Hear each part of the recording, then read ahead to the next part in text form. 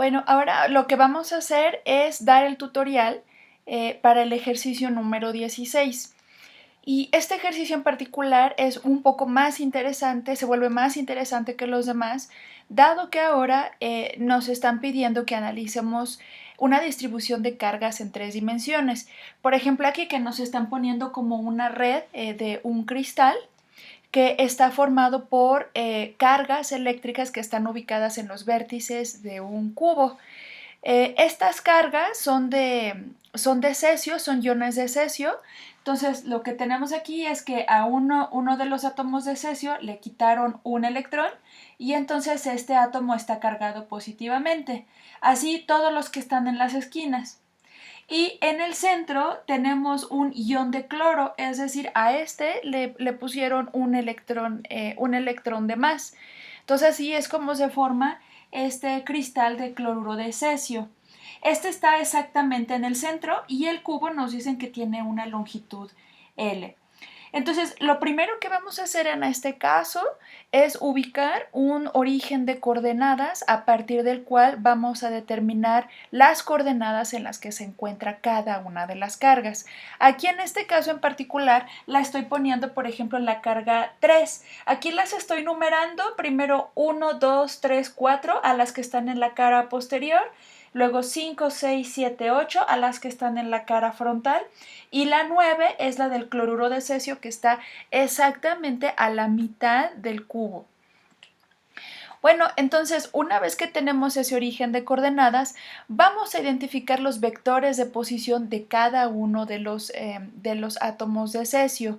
Entonces eso lo vamos a poder establecer a través de la notación de pinza y para distinguirlo de la notación de coordenada en el punto que indique que aunque numéricamente tengan el mismo valor, nos estamos refiriendo a segmentos dirigidos, es decir, a vectores.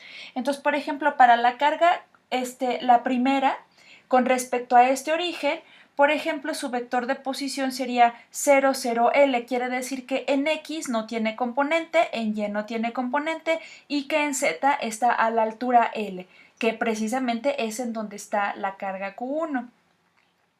Por ejemplo, la carga Q2, pues vemos que está en el plano, no le puse aquí los ejes, aquí le voy a poner X, aquí le voy a poner que estamos en Y aquí para arriba le voy a poner Z, ¿sí? para tener los datos correctamente. Entonces aquí, por ejemplo, en R2, que sería el vector de posición del origen hasta la carga 2, sería, no tiene componentes en X, en Y estamos a la distancia L y en Z estamos a la altura L. Por ejemplo, para la carga 3 se encuentra en el origen, por eso es que tiene coordenada 0, 0, 0. La carga 4 es esta de aquí, pues no tiene componentes en X, en Y se encuentra a una distancia L y tampoco tiene coordenada en Z.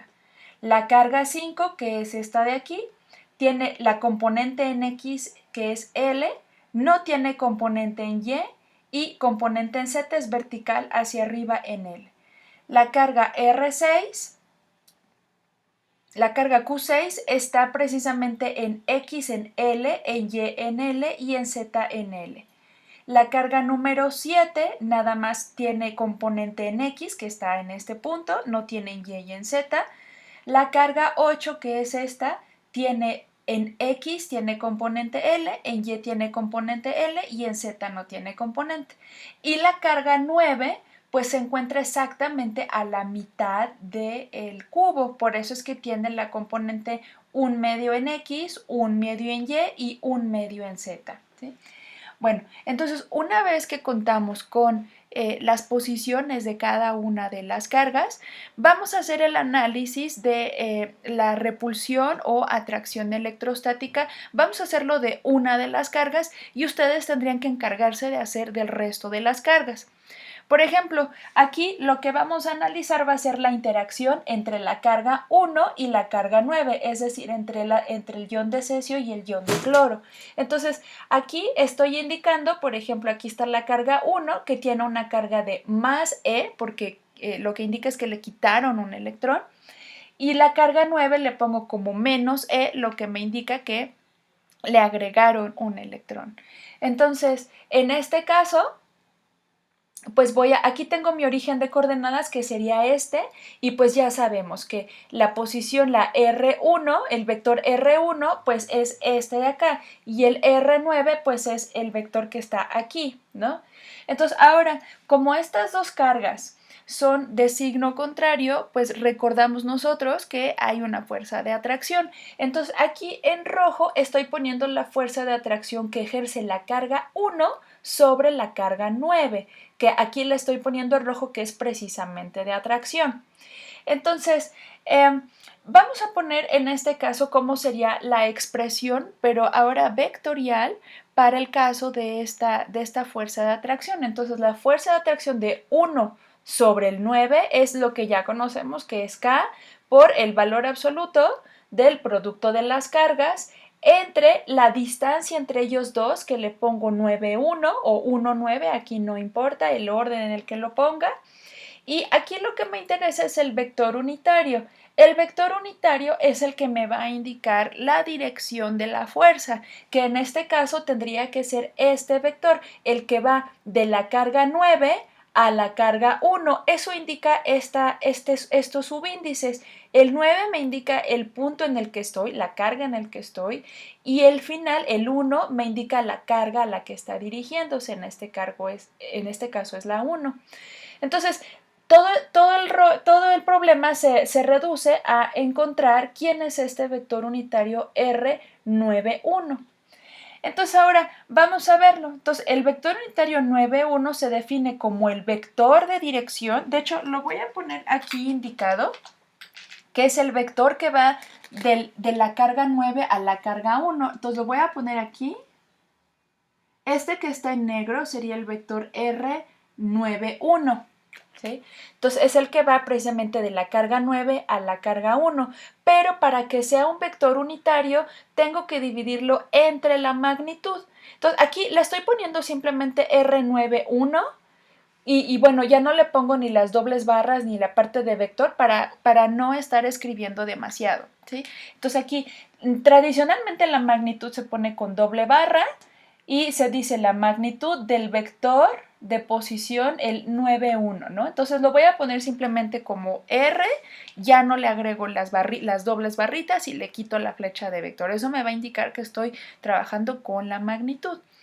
Entonces, en este caso, voy a sustituir pues lo que es el vector entre la magnitud. Entonces vamos a hacer el cálculo o vamos a determinar cómo se encuentran estas dos cantidades. Entonces, por ejemplo, ya habíamos visto en el video del ejercicio 15, en la primera parte, habíamos trabajado acerca de qué cosa es el vector resta entre dos vectores. Entonces, por ejemplo, el vector que va de la carga 9 a la carga 1, el que va de aquí para acá, tendría que ser la resta de estos dos vectores.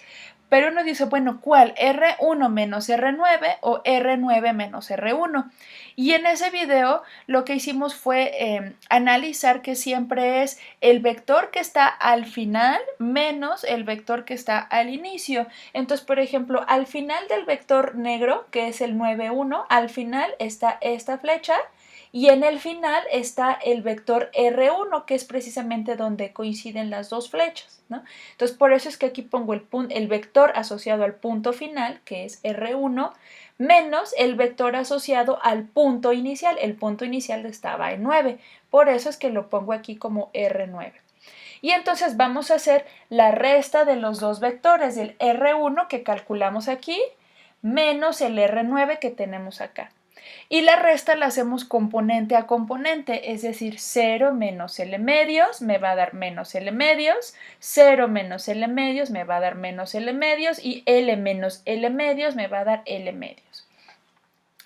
Ahora, para calcular la magnitud de ese vector, pues vamos a usar el teorema de Pitágoras, que es la raíz de la suma de los cuadrados de cada una de las componentes de ese vector.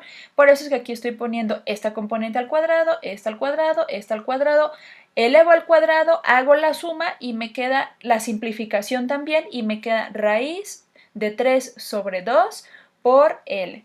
Entonces ya tengo tanto el vector como la magnitud. Entonces lo que hacemos es sustituir aquí, ¿no? En la parte que tengo como el vector unitario, Y entonces tendría el vector R91, que es este vector, entre esta magnitud. Entonces lo que hay que hacer para simplificar es dividir cada componente, entre cada componente entre la magnitud, entre y entre la misma magnitud. Y después lo único que restaría pues sería simplificar. De hecho lo voy a poner aquí para que ya ustedes tengan el resultado. Entonces el primero sería este L medios, cancela con este L medios, entonces me quedaría menos 1 sobre raíz de 3. El segundo también es muy similar, me quedaría menos 1 sobre raíz de 3. Y el último me quedaría 1 sobre raíz de 3. Y este sería nuestro vector unitario. Entonces ahora cuando vayamos a poner aquí la fuerza, de hecho la voy a poner aquí para que ustedes ya tengan ese resultado. Lo voy a poner en negro para que se vea un poquito más fuerte.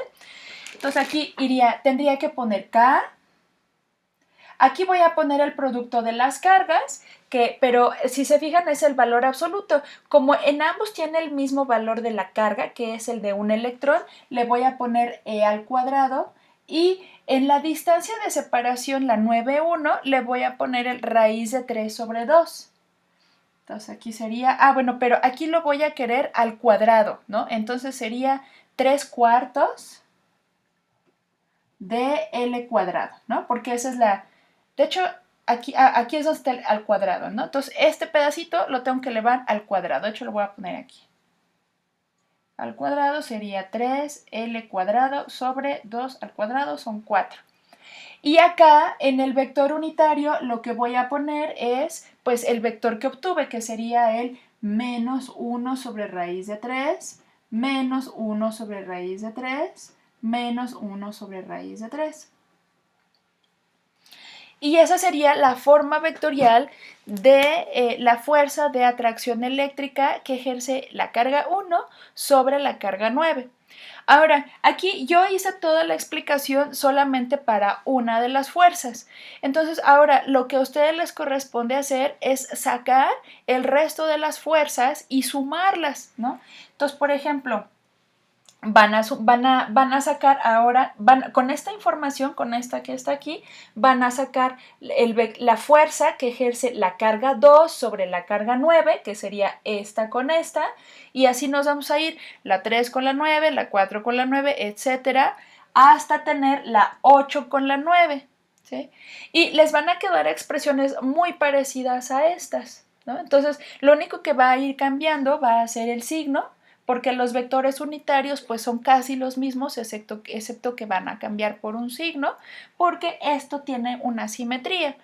Entonces, aquí les invito a que hagan ese cálculo y una vez que tienen todas las fuerzas, por ejemplo, voy a poner aquí, ¿no? Hagan de cuenta que tienen aquí la F1 vector y tienen su expresión, ¿no? Y aquí les va a quedar algo como menos 1 entre raíz de 3, como hace un momento, menos 1 entre raíz de 3, 1 sobre raíz de 3. Aquí les va a quedar una constante que multiplica y aquí la fuerza, aquí le estoy poniendo la 1 sobre 9, aquí la 2 sobre la 9. Les va a quedar algo muy parecido, aquí una constante y aquí a lo mejor les van a quedar otros vectores, ¿no? A lo mejor les va a quedar 1 sobre raíz de 3, menos 1 sobre raíz de 3, 1 sobre raíz de 3, etcétera, ¿no? Entonces, así van a ir completando toda su lista de fuerzas y al final, como nos piden la fuerza neta, pues la fuerza neta la vamos a obtener sumando cada una de las componentes. Entonces, suman todas las componentes en X y eso nos va a dar la componente en X de la fuerza neta. Luego, ponen la componente Y, sería la suma de todas las componentes en Y. Y luego la suma de todas las componentes en Z.